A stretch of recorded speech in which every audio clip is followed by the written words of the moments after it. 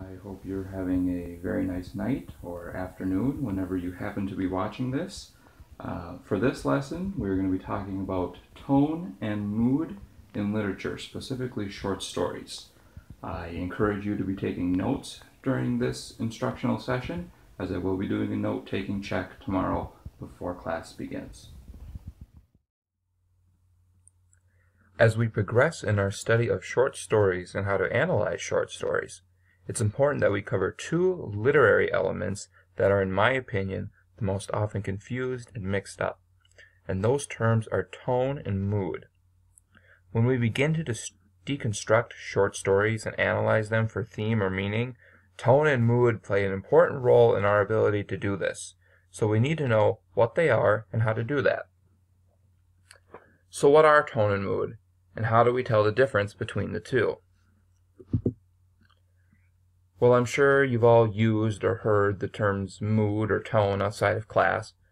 For example, I'm sure you've told your friend that you're in a really bad mood today, or your mother has warned you not to take that tone with her. You know what those words mean in those examples, so why do we need to discuss them? Well, tone and mood in a literary sense have a different meaning than they do in everyday conversation. In this instructional video, we're first going to discuss and define tone. Next, we'll look at the meaning of mood. Finally, we'll look at an example text and identify how tone is being used and how mood is being conveyed. So, what do we mean when we say an author's use of tone?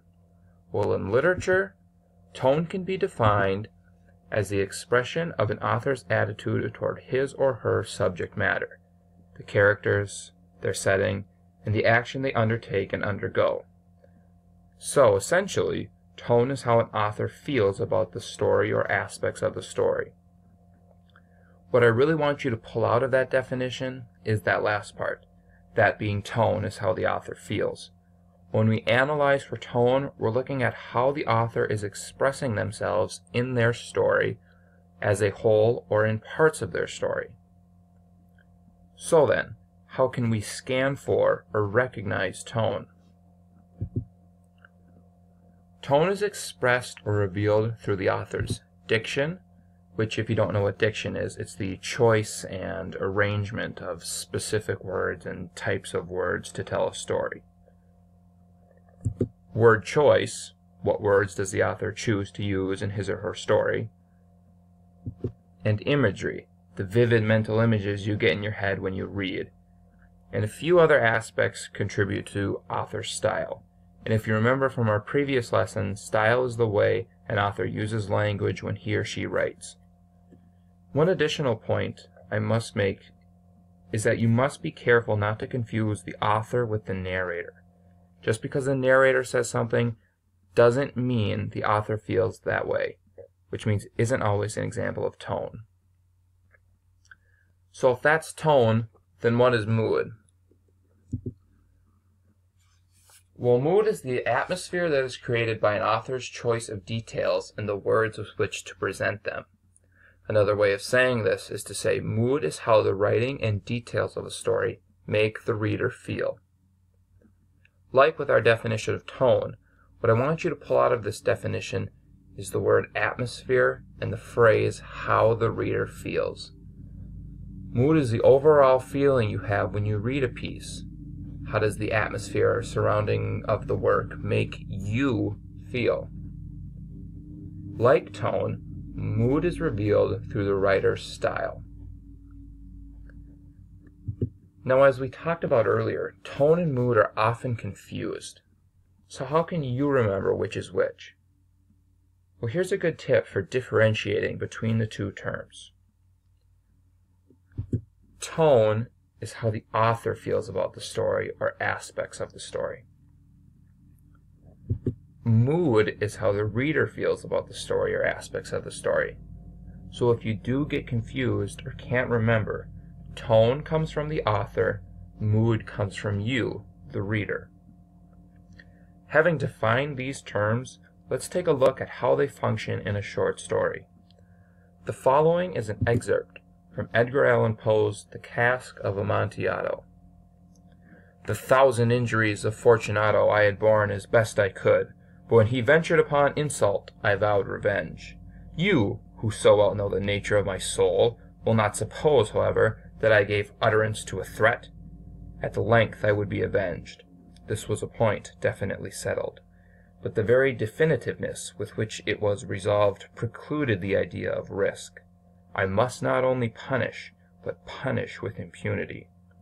A wrong is unredressed when retribution overtakes its redresser.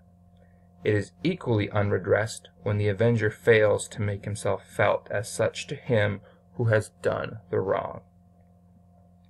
So how can we determine the author's tone here? Well, let's look at some of the word choices Poe makes. In this just one paragraph, words like revenge, insult, threat, avenged, punish, retribution are used. What does this tell us about Poe's tone? Well, they convey a very serious tone, a tone that may suggest some kind of impending action or payback. When the author continually uses these types of words, it implies a dramatic story or situation, thus informing us that the author's tone is heightened and serious. So, we just looked at how to analyze tone. How can we analyze mood? Well, let's look at another example from the Cask of Amontillado. We passed through a range of low arches, descended, passed on, and ascending again, arrived at a deep crypt, in which the foulness of the air caused our flambeaux rather to glow than flame. At the most remote end of the crypt there appeared another less spacious. Its walls had been lined with human remains, piled to the vault overhead, in the fashion of the great catacombs of Paris. 3 sides of this interior crypt were still ornamented in this manner. From the 4th side the bones had been thrown down and lay promiscuously upon the earth, forming at one point a mound of some size.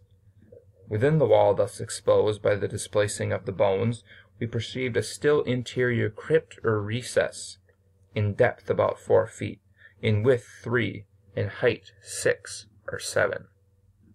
Take a second or two to jot down how that paragraph made you feel.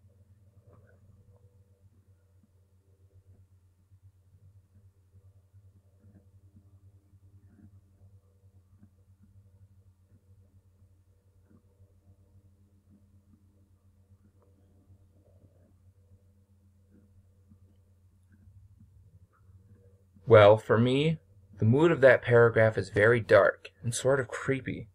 The fact that Poe describes the characters descending and the presence of human bone really suggests that the mood of the story is pretty dark. And I'd venture to say that most of you wrote down you felt creeped out, disturbed, or maybe even scared. Well, maybe not that far, but I hope you see the point. Through the author's writing, mood is created that we, the readers, feel. Concludes our lesson on tone and mood in literature. Please make sure to bring the notes you took during this session to class tomorrow. In class tomorrow, we're going to continue analyzing some stories for how the authors use tone in there and how they convey mood.